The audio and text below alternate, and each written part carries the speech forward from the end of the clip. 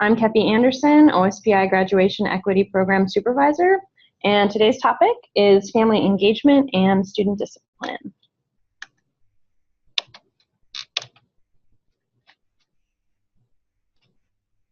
Okay.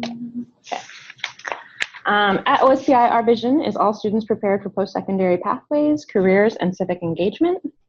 And this GATE Equity webinar is brought to you through the Office of System and School Improvement.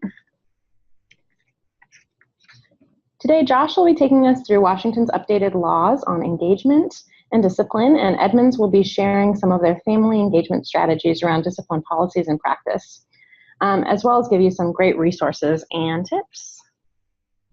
I'm joined today by Josh Lynch from OSPI and Edmonds School District Sally Guzman, Marina Espinoza, and Ron Steill-Williams.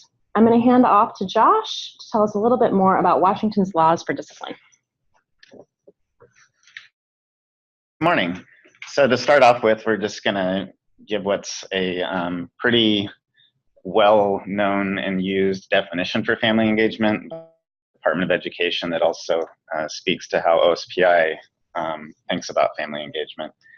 And that's the systemic inclusion of families in activities and programs that promote children's development, learning, and wellness, including in the wellness planning, development, and evaluation of activities, programs, and systems.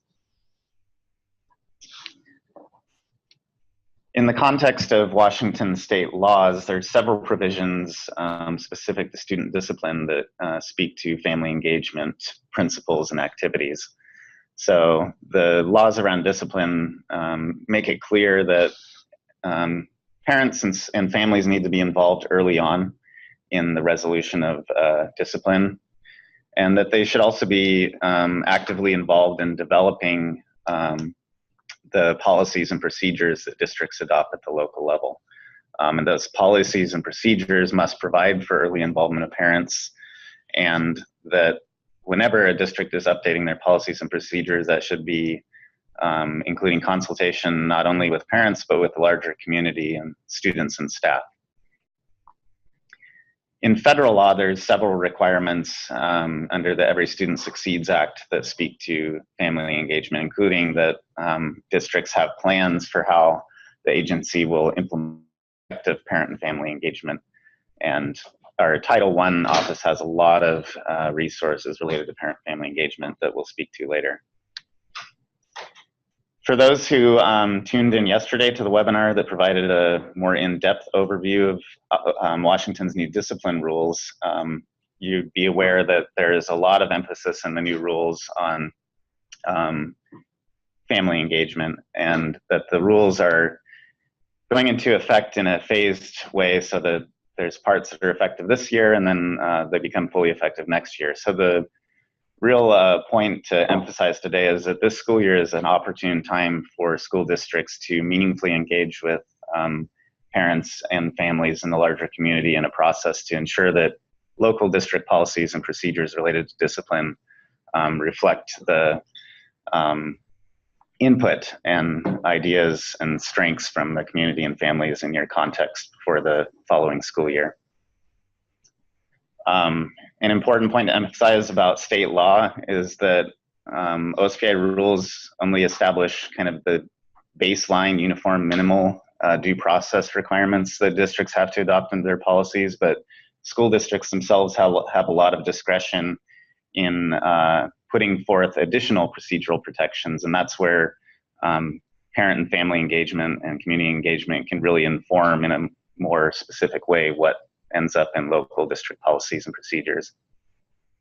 So for example, a few areas that are new that need to be explicitly identified in district policies before next school year, or by next school year, are what other forms of discipline, best practices, or strategies is the district using before or instead of suspension and expulsion, and having that explicitly laid out in district policy.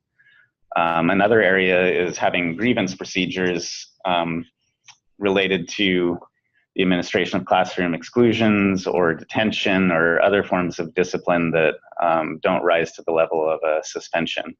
And so that's an opportunity for families and the community to really shape what that policy looks like. Another area before next school year is explicitly identifying in district policy what type of educational services and the procedures for that will be followed by the district. This is already required under law that districts be providing educational services during suspension. It's just that that has to be explicitly and specifically laid out in policy by next school year. So an important point to emphasize, and I'm excited to hear from the Edmonds School District people today, because all the laws and expectations really are just the floor, not the ceiling. And there's a lot of evidence-based research and innovative practitioners doing things that really go beyond any minimal requirements in law to affect change for families and communities. And we're going to take a moment to take some questions. So if you have questions for Josh, please get those into that questions Q&A box for us. And the polling questions we want to ask you to get to know you better: are you currently engaging students and families in discussions about the changes to the laws on student discipline? And number two, if you're not engaging families, what is the biggest barrier to engaging them? So we're just going to take a couple minutes and look at how things are in the field over there. And so far, we don't have any questions, Josh.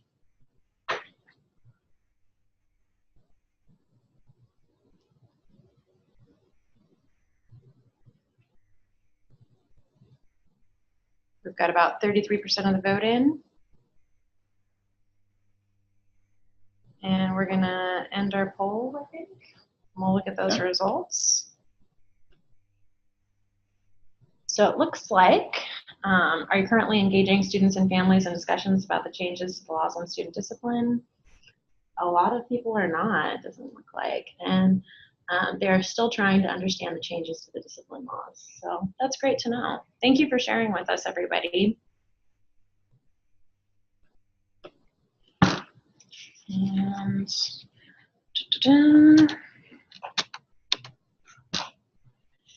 And I think that we're going to move on to Edmonds School District. So I'd like for you guys to introduce yourselves, tell us a little bit about your position and what brought you to this work. Awesome. So I'm going to go ahead and start. And I'm Sally Guzman. We're actually going to introduce ourselves as we start our sections. So I'm going to start sharing the screen. See if it works, if it likes me. Great. So my name is Sally Guzman, and I am the Family and Community Engagement Specialist for the Edmonds School District. I'm trying to switch to the next slide, but it doesn't like me. My role really is around supporting all 35 of our schools and programs on implementing the dual capacity framework for family school partnerships. We do that work and by emphasizing that the dual capacity framework is not just about building the capacity of our families, but also our school staff. And I'm part of the Diversity, Equity, and Outreach Department. So we do this work with an equity lens, meaning we really want to make sure that as we're building these procedures of being relational, developmental, collaborative, interactive, and linking to learning, we're being clear about how that impacts and how that is different for different communities and how we're working with that. So a lot of the work that we've done has led us to realize that our district needed policies to support the work. Our journey started way over 4 years ago, but 4 years ago is where I'll start. We have a district committee that engages families, that talks about equity work. It's called the Equity Alliance for Achievement, and it was a district-wide group that families came and talked to our district and let them know how they were experiencing the school system. And through that, they pointed out to two key elements. The first one is family engagement. They were saying symptoms of what lack of family engagement looked like, not feeling welcome in the school district, or the school buildings not feeling supported, and also issues about race. Sorry, there seems to be, is that me back? No. So when we went into the work, we really started looking at policies. So the policies that we used are the ones here that we're linking to, but please be aware that links are really in-depth work. And what we did is we took WSPI policy, but then we worked intricately with families, community, and staff to build those policies to fit what Edmonds needed. So although we might have started off with a skeleton WSPI policy, the policies that you see before us are unique to our district, and that is what we would recommend. We would never recommend a blanket adoption of someone else's policy, because the whole family engagement is to make sure that they're crafting and creating that wordage with you so that it is meaningful to them as it is to you. When it came to our race and equity policy, which we just passed this last spring, it took longer than the family engagement policy because we had to make sure that we had all of community on board and we had a great understanding of how we were going to build capacity for our staff and our community to understand why we needed this racial equity policy. We had an assessment done of our district to show kind of what the needs were, both inside with staff interviews and staff focus groups, also community groups and family and student groups. So a lot of family engagement work went into both of these policies to allow for them to be established. And what that has created for us is a focus on needing a system to allow for change. If you're talking to your staff or your district personnel and they're not ready to have hard conversations about the racial institution in your school district, then start there, and how can you make them comfortable with those conversations? The right people with the right lens. Building capacity for our district has really been focusing in on race and equity work. How do we build the knowledge base? How do we build the capacity of our staff to have the right lens and no longer view things as this is how you implement it, but I have to have the right lens to implement. The systems of supports, those are essential and part of the work that I do. So I'm at the district level and I consult and coach, but we also have family engagement liaisons and family resource advocate at our buildings that are working with those buildings directly. And we're looking to continue to build out that system of support. We've also worked to go so that every single building starting this school year will have equity teams, and that will also be a system of support that we create. Throughout the whole work that we're doing, we really want to emphasize culturally responsive practices. You can say, yeah, I'm doing family engagement, but if you're not using culturally responsive practices, then we're not really doing the work. So a lot of what we work on is core values, and the first one is we want to be genuine in the work that we do. We want to make sure that we are seeing families and students as assets-based protocol. So we want to make sure that we're not leaving, we're not saying, oh, how do we work with families because they're not doing X, Y, Z, but we're saying, okay, here's what we're seeing. How do we work with families to address these issues as a team? We want to make sure that families and students' funds of knowledge are honored, and that means that we're listening to them, and depending on what we're working on, as you'll see from Marina's work, it really is essential to the success. And then building opportunities to create capacity for families and students and staff. So like I said, we have a lot of focus on race and equity with staff, and with families we're really focusing on workshops and opportunities that build knowledge of the American school system and creating supports around that, like language, childcare, meals when we're imposing on mealtime, and those types of resources. And I'm going to pass it on now. Good morning, my name is Marina Espinosa. I work for the Department of Diversity, Equity, and Outreach here at the Edmonds School District. And part of my work is to do systems level work that impacts academic outcomes. I work in the area of discipline, college and career readiness, and also provide equity coaching to schools in our district.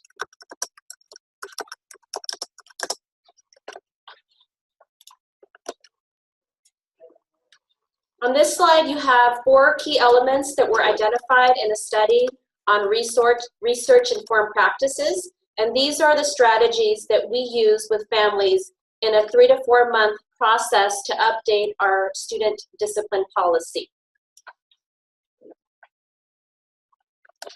I want to just emphasize that there's 4 categories that are listed up there, but the first and the most important one that we started with is welcoming and respecting all families. It's really easy to get started on a process and just dive into it from the school district end that we're ready to go. But we made sure to begin our process by ensuring that families felt welcome and that we went the extra length to make sure that everyone was on the same page. One of the first things that we did was that we went over commonly used language, and we went over our protocols and process before we dove into the work so that everyone understood what we were talking about when we were talking about it.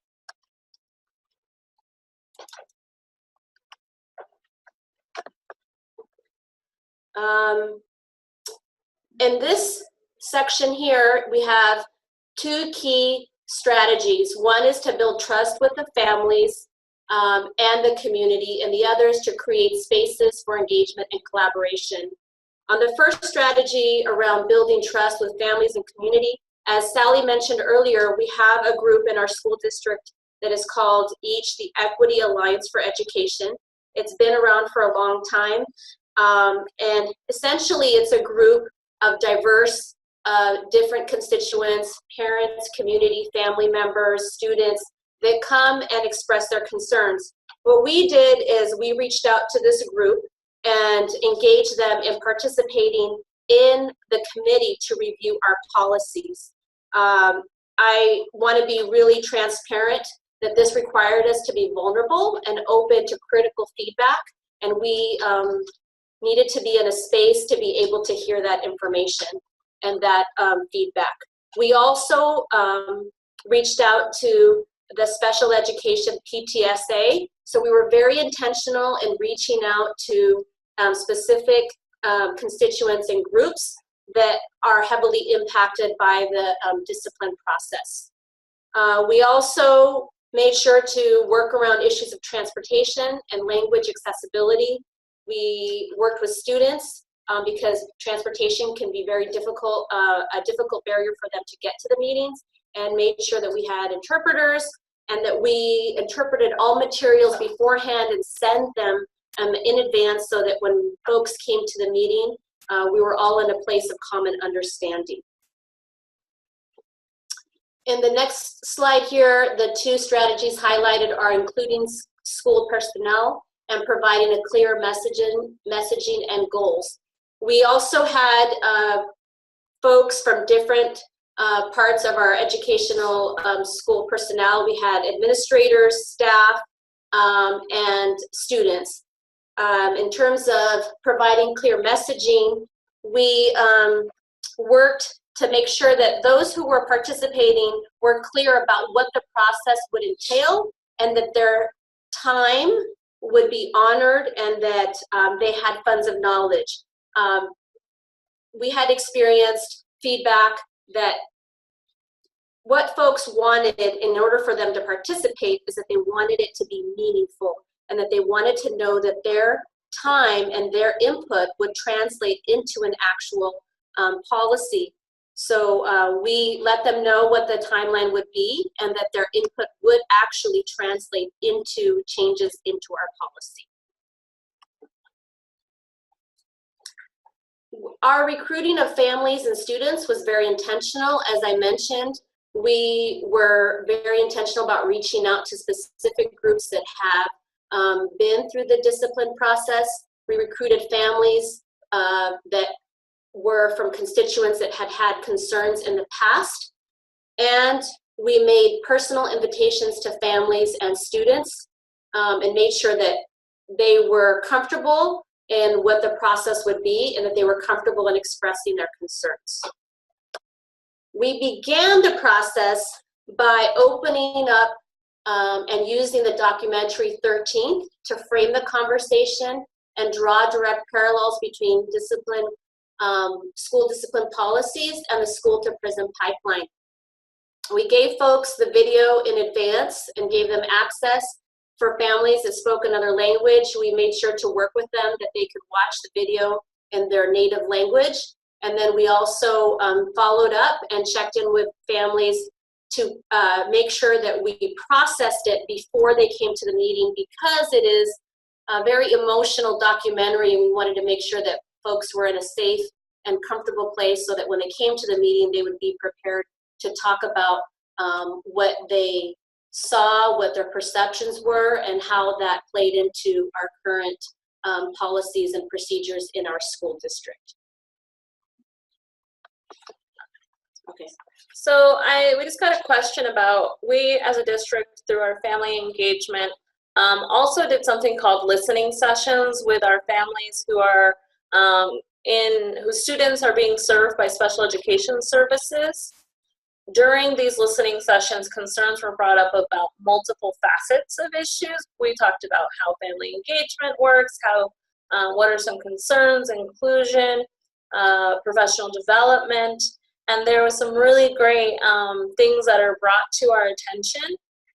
Because we had a change in leadership, we just have a new director, executive director of special education. We have yet to do anything more concrete with that, but we are looking forward to take in those results and make more action on that part.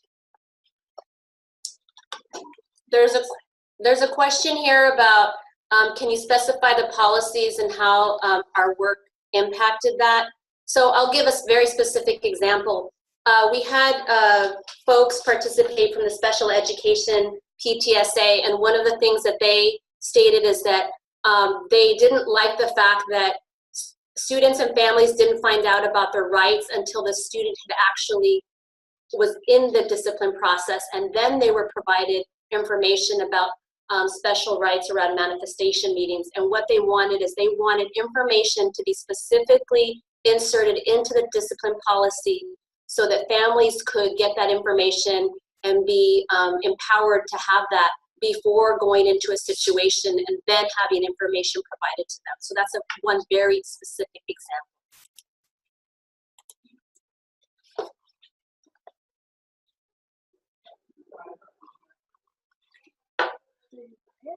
So I did have to pay to get access to the documentary 13th.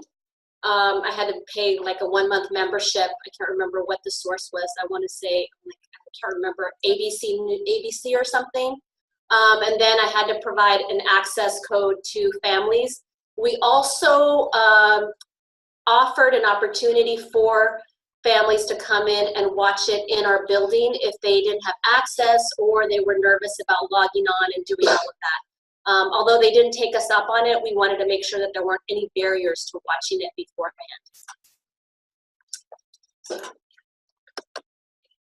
We have two main processes in which families gave us feedback around discipline. The first is that in the committee where we updated the student discipline policy in 2017, we had 4 meetings specifically related to this, where we discussed the changes to the law and provided impact into the new student discipline policy. And the other process that we have is an alternatives to suspension committee that we facilitate every spring. We ask families to participate, and basically what we do is we review discipline data that is disaggregated by race and special services. Families have the opportunity to look at that, give us feedback, and then we apply changes as we receive feedback from families. These are some of the themes that we noticed in our conversations with families. They're pretty common, but we did make a very specific request for feedback on what were some of the barriers or what were some of the things that were coming up for them. And for them, these are the things that came up: the desire to understand. Again, as Sally mentioned earlier, they really wanted us to understand that they have funds of knowledge, and that even if they didn't understand the technical language, that they wanted to be meaningfully engaged in the conversation, and that they wanted to give feedback on how to get that information to families. They did express frustration around technical language and asked us to be able to simplify it so that it was more accessible to families. So these are just some of the themes that surfaced in our process to engage families in updating our discipline policy. We are actively, as a district, working to develop a sustainable model that will get information out to all schools and students across the district. We began with updating our discipline policy with key stakeholders, and I think there was a question that came up around how did we get buy-in from schools. So first of all, we began with a committee that had representation from various levels. We were very strategic in having representation from high school, middle, and elementary, and also different types of staff, ranging from administrators, classified staff. So we really tried to get a broad range, and also with different types of families. And then we took that information and we shared it back out to schools so that they had an opportunity. We did it via Google Docs. Everyone had an opportunity to review it and to make comments. That was one way that we were able to get feedback and buy-in. We also have the ongoing alternative to suspension committee that happens every spring. And we provide district-wide trainings to all administrators and deans across the district. And something that is new that our district is doing this year is that our assistant superintendents and our director of diversity, equity, and outreach will be facilitating 4 deep dive conversations with each level, that is middle or secondary and elementary, to discuss the current changes to the policy and how we will be aligning our current practices and procedures within our district. And I think that's really key to helping to get buy-in. We're having deep dives with administrators, and then they're taking that information back to their buildings, but that is being led by our assistant superintendents.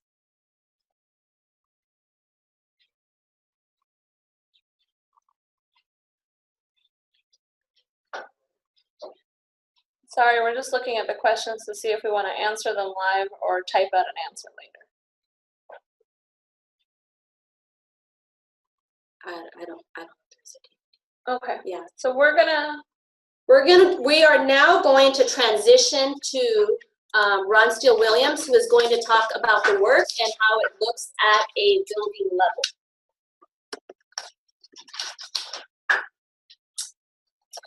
Hello, my name is Ron Steill-Williams, and I'm the Dean of Students at Edmonds Woodway High School.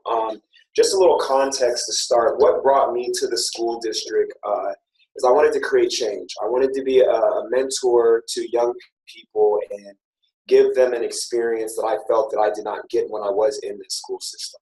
And what I mean by that is just simply being heard, being met where I was at, and being taught things instead of being assumed that I knew things. With that being said, as far as our school is concerned, our basic premise is how can we reach all students in a positive and inclusive way? And so that's meeting students where they're at in a way that really fosters growth, empowers the students to be their best selves, and keeps them at school, most important. So some ways we go about doing that, our leadership, our administrators, as well as myself as the dean, we try to find ways to reduce the suspensions by having full-wide school measures to reach the students. And then from that, our second level is looking at how we can work with our teachers on an individual basis with each student, trying to understand why a student is acting a certain way, opposed to just consequenting behavior. The essence of it is we don't want to be punitive. We don't just want to give punishments for students doing something. We want to make sure that there's growth coming out of the process, whatever that growth means for each individual that we work with. And at times, in the most extreme circumstances, when we have tried to apply as many alternatives that we possibly can, first looking at the classroom setting itself, and then going into our administrative and dean of students setting, we will at times go to our student study team, which is also our student support team. And that's a team that takes all the condensed information and really dives deep into that specific individual's life, trying to understand anything that can create barriers for that person, and then finding solutions and supports that can alleviate those barriers so that person can have more success in the academic setting.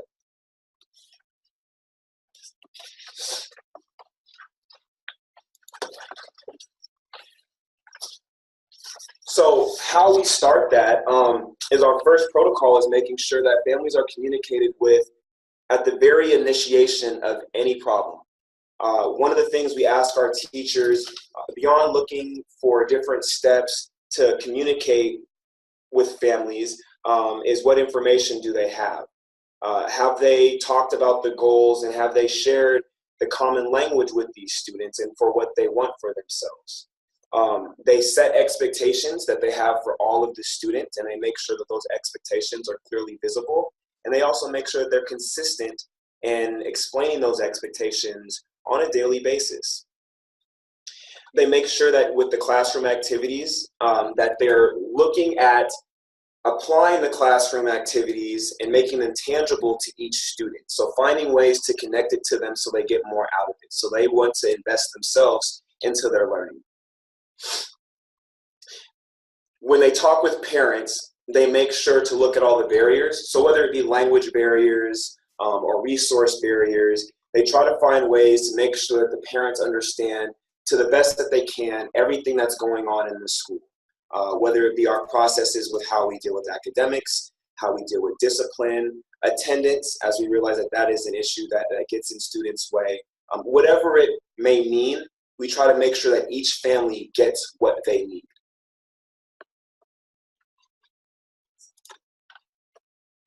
So as you look at the pyramid and talking about the bottom level, so all classrooms, how we go about establishing that is our administrative team, myself included, we have a period called advisory period, which is a 30-minute period that exists after our first period in the beginning of the day. And so at the beginning of the school year, what we did is we went to every single advisory period to talk to every single student in classroom to explain just what our expectations are, that every student deserves to have a positive place, to grow, to be their best selves. We also explained how the school is their community. And so it's an effort by all of us working together in order to keep that community safe.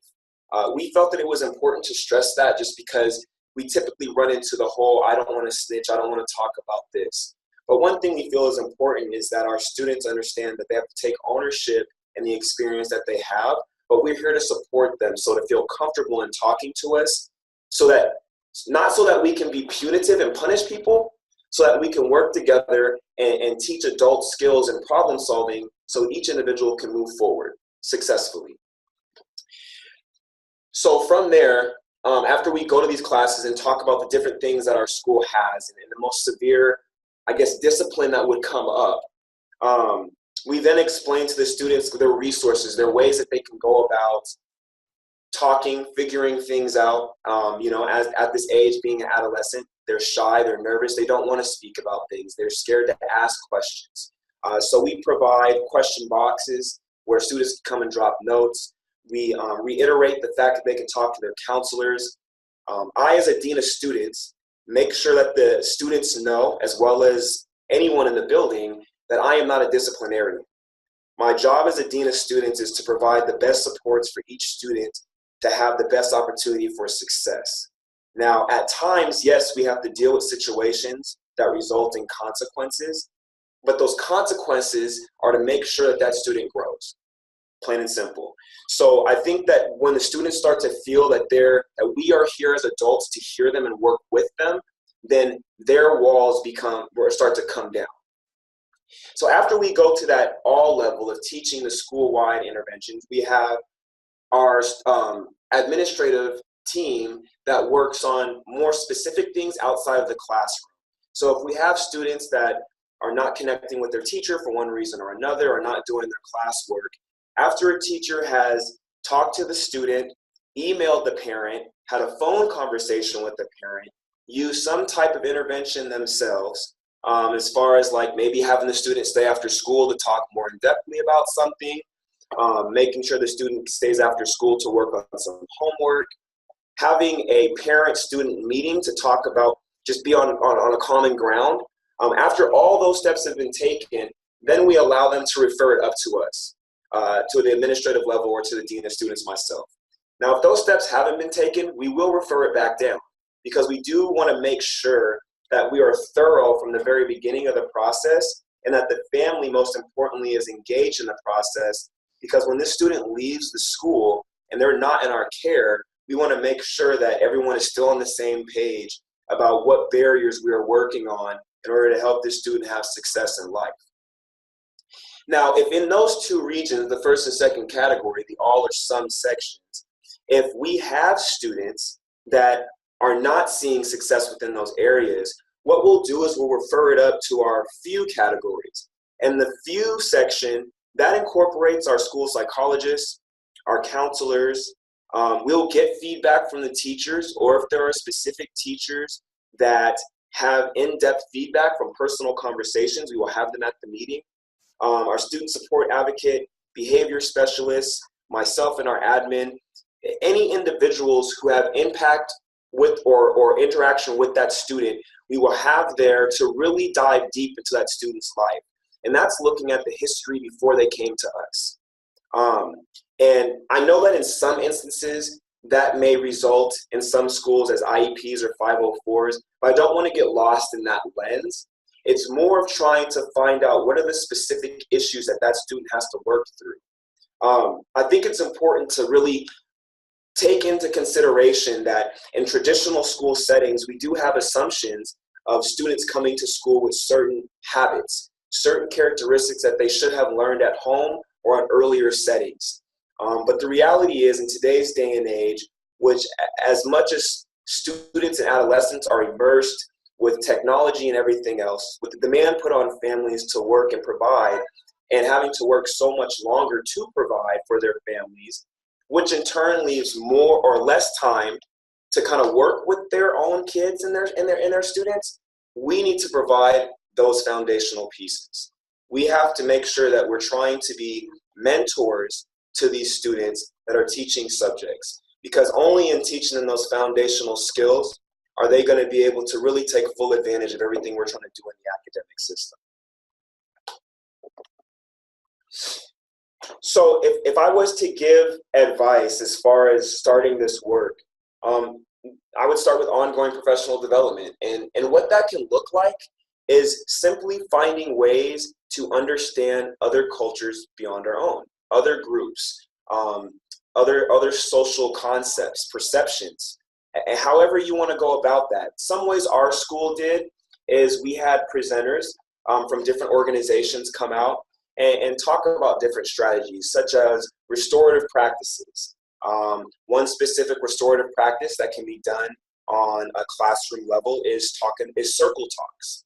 Circle talks is everyone being included, teacher to student, and sharing whatever experience or perception they have based off of a question that just lets people open up, lets people connect, lets people know each other on deeper levels than just student, teacher, math, English, science. Some other things that can be done for ongoing professional development is maybe there are some students who feel comfortable giving their feedback of their life experience. Maybe there are people from different social groups or from groups that have been marginalized within the school system. Maybe there are individuals who want to speak on their experience. But as many different ways that we can go about learning about the communities we serve, I would say take. And that's the easiest way to really get this process started as far as ongoing professional development is concerned. But that goes into engaging us teachers as mentors. And so as mentors, these students will look at us beyond just being a teacher. When we went about trying to figure out how to go about this, we sent out interviews and questionnaires to our students and to our families. And some of that feedback that came back, and the majority of the feedback that came back, specified how the students or their families didn't necessarily feel heard at all times, or they had a feeling as if the adults were in the building to simply just be teachers of the subject area that they are in. And so we wanted to create change in this. We wanted the families and the students to know that us as educators, we're here to be mentors to enrich their lives. And that's whatever it means. Of course, there are core concepts and things that we must achieve within our subject matter. But the bottom line is we want to make sure that we create access for their lives. We want them to have the efficient skills to be the best that they can be. And that's looking at skills like study habits. That's looking at skills like how to communicate, how to interact with other individuals, things of that nature. Yeah, so we're you don't want to do the questions? Yeah, we're just looking at the questions real quick as some just popped up. Why is it got shorter? Okay, we're gonna do one at a time. So the question is, do you review the positive racial stereotypes and how they influence race and achievement? So if the question is specific to the actual discipline, the committee to review the discipline process, we did not do that.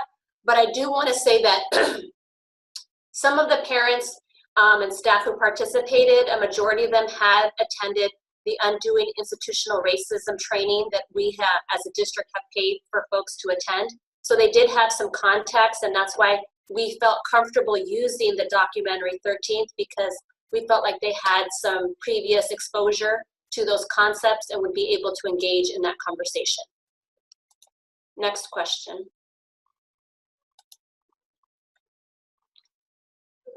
I'm hoping that through Ron's expression of how this can look like in a building, that Gail, your question of what is your evidence of impact is kind of answered. From previous years, from our Alternatives to Suspension Committee, we were able to reduce our suspension and expulsion rates dramatically. Marina can probably give us the numbers better, but this is not our first year doing the work, and so over time we have seen impacts on those numbers. So what I would say in terms of evidence of impact is that we have been doing this work for about 5 years before OSPI made changes to the student discipline. And I can say that in the past 5 years, our district has dramatically reduced suspensions between 40 to 50%. Next question is from Jen Cole. How many districts have departments of diversity, equity, and outreach? That would definitely be maybe better answered by OSPI. I'm not sure. What difference does it make in your district to have a department director and resources? I would say it makes an impact. We have been able to continue the work without having other tasks on our agenda. We know that our directors, executive directors, also are highly race and equity focused as well, but we're able to provide support. So this year's launching of equity teams in every school building, that's sorry, I'm reading the answer from OSPI. I'm getting distracted. That's 35 school buildings that need to have equity teams, only 12 to 16 of which had previous ones prior to this new rule that we've instituted. And what our team is able to do is we're able to divide those 35 teams between 3 of us and provide one-on-one coaching for those teams, which is hard for someone else to do if their role is, let's say, support special education services and then try to be an equity coach on top of that. So that's just one of the more finite ways in which our department allows us to continue the work for our students here at Edmonds. And I just want to add to that in terms of what the impact is in having a Department of Diversity and Equity is that it's a multi-level approach to doing this work. So for example, Sally mentioned that we are rolling out equity teams across all of our buildings across the district. And one of the things that we are asking school buildings to do in their equity teams is to develop an area of focus. And some schools are choosing discipline, and that is doing a deep dive look at their discipline data So it all aligns in different ways, and there's a lot of overlap. So it's not like we just looked at our discipline in the alternatives to suspension committee, but there's other ways that it is falling into their school improvement plan and their equity teams. So the next question is, do teachers call students at elementary level before school starts to build relationships? That's definitely a per building. So I would say that, you know, we're bringing to you what our goals and what our objectives are. But to be able to tell you that every single elementary school does that, no. Currently, I think that some schools do have that approach and are executing it well. Others are trying to learn that approach. And so we're working on that, but that is a great way to build relationships with families, to make sure your first phone call home is not, hey, look at what happened today. So that's definitely a very research-based strategy that we highly recommend. So the next question is, your work is outstanding and the philosophical basis is terrific. Sorry. How hard was it to get staff buy-in, and were there any obstacles in the CBA regarding discipline? I would say the staff buy-in was very easy, and that's because the staff want to reach the students. I think at our school, we have staff that are hungry and motivated, and they practice what they preach, and that means that they're forever learners. And so when it came to really trying to dive into the lives of our students to connect with them and empower them and make them feel like they're included within the community, they were ready for anything that we could give them. But I think the most important thing is they want to have clear steps. And we didn't want to muddy that up or make it too difficult. So that's why we made the clear steps as easy as talk with your students, ask them questions, you know, be in a place where you're listening as an observer, as a learner, opposed to letting our own perception take over the conversation. Being our own life experiences, at times we always want to help, we want to solve, we want to give an answer to a problem.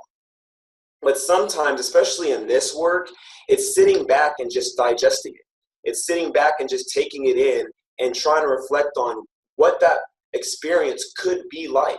Not saying that it doesn't exist, not giving too much to it, because we also don't want our students to be victims of their circumstances, but we need to understand where they're at in order to meet them the best way we possibly can. Okay. The next question is, please clarify the Undoing Racism workshop. Was it called that, and who provides it? It is a workshop that is provided by an outside organization called the People's Institute. It is, you have to pay for it. We have to consider that into our budget, and it's training that is a full 2-day training off-site. As a district in the past, we have historically been very intentional about sending students and families, mostly families and staff, and it's an intensive deep dive into institutional racism in our country's history. So it's very intense, and it really gives folks a broad understanding of the issues. And if you want to, you can follow up with us, or you can just Google it online, but we're happy to provide information on how to get in contact with those folks. As it pertains to community partners, it really depends on what area you're looking at. We really worked with the discipline policy with our, whatever fed into our district directly. So we're talking about special education PTSA, the Equity Alliance for Achievement, other partner groups, PTOs, PTSA parent groups, and family and community groups. But when it comes to our community partnerships as a district, it would take me hours to fulfill that line, because we really do have a community-based work here, and we emphasize that.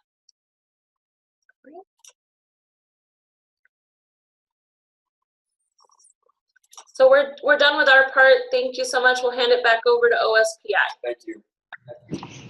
Thank you so much for being on our show. You guys are so knowledgeable. What great information for our audience. I'm going to have Josh talk a little bit about our engagement resources. So Josh, you want to talk about these? Thanks, Kathy, and thank you, the team from Edmonds. I was at times just cheering and like pumping my fists in some of your comments. That was excellent. I especially like the emphasis, Marina, I think that you made about not just copy pasting WASDA policy, but really being really intentional about making that specific to your local context with all that meaningful input. So thank you. The family engagement resources that are available through OSPI, you can see on the slide there. So there's a host of resources that the agency put out once the new discipline rules were adopted.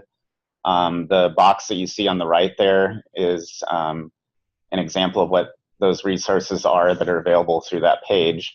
So there's a couple documents specific to parents and families, one of which is just a one-page quick guide to what the new discipline rules are, and then the other of which is a 4-page kind of summary of what discipline in Washington is for parents to better understand in a simple, straightforward manner. And that's translated into the multiple languages that you see there. So those could be a great resource as you're building capacity for both staff and families in your community to have a common language and understanding around what the laws are before diving into those conversations and making decisions about policy at the local level. There's also the menus of best practices for English language arts, math, and behavior that are available through the program site. And all three of those menus have a common entry on the best practice related to family engagement, where you can find a host of other external resources and links and research articles specific to the topic. Our communication has a lot of family resources available through their page, and as I mentioned earlier, Title I has a host of resources related to parent and family engagement, as well as migrant bilingual and special education. So all of those resources you can find through the OSPI website. I also want to highlight a new resource that OSPI recently put out about unlocking federal and state program funds. ESSA speaks broadly about braiding funds to support programs for improving student learning. So there's sections in that document related to how you might braid funds to support your MTSS system or professional learning and parent and family engagement, as well as positive school climate. I also want to highlight some external resources, all of these which in some way are represented in the menus of best practices, but you may want to go directly to these sites to find a wealth of information related to best practices, evidence-based practices and assessments through the PBIS site. And I highlighted that one document, aligning and integrating family engagement in PBIS on the side there. I was just at the PBIS forum last week, and there was several presentations on family engagement related to PBIS and a keynote in particular on family engagement. So all of those PowerPoints from the forum are actually available on their website too. So I highly recommend checking those out. The other links I want to call attention to are the National Center on Intensive Intervention. Has a great inventory for evidence-based practices and assessments that can be used to strengthen your systems. And OSPI, Washington State, is currently in partnership with NCII building capacity at the state level and with identified districts over the next 5 years. So that's exciting. There's also, and this is a key point related that was brought up in the Edmonds presentation, as well as a key emphasis in the new discipline rules, is just emphasizing that families need to have language access, need to understand things in their home language. And so OSPI provides interpretation and translation services through the Equity and Civil Rights website that can be a resource as you're looking to reach all students and families within your district. All right, we're gonna kind of wrap this up. What's one major takeaway that you have from today's webinar? Please share it with us in that chat, and we'd love to see your thoughts. They always kind of guide our next steps. So we also offer an evaluation. So if you'd like to tell us how we're doing, how we can improve the webinar, we are always striving for continuous improvement. So We're going to get that link to you in the chat, and it's always available also in our reminder emails. So if you think of something after the fact, you can always click there. And today we are going to have a second webinar in the afternoon, Students Who Smoke, a Red Flag for Supports. We're looking at, or vape, sorry. So that'll be at 1 o'clock today. And if you haven't registered, we're going to get that link to you as well. And then next month, we're going to be focusing in on community partnerships. So we'll have 2 great webinars ready for you next month on November 14th. And we like to give credit where it's due. We like to keep our images in the Creative Commons. Many of our images come from Canva, and my personal favorite is the Noun Project. So if you're looking for great icons, that's where you get them. Thank you for joining us today. We're going to stay on for a few minutes and finish up questions and look at those responses for major takeaways. We will see you next month.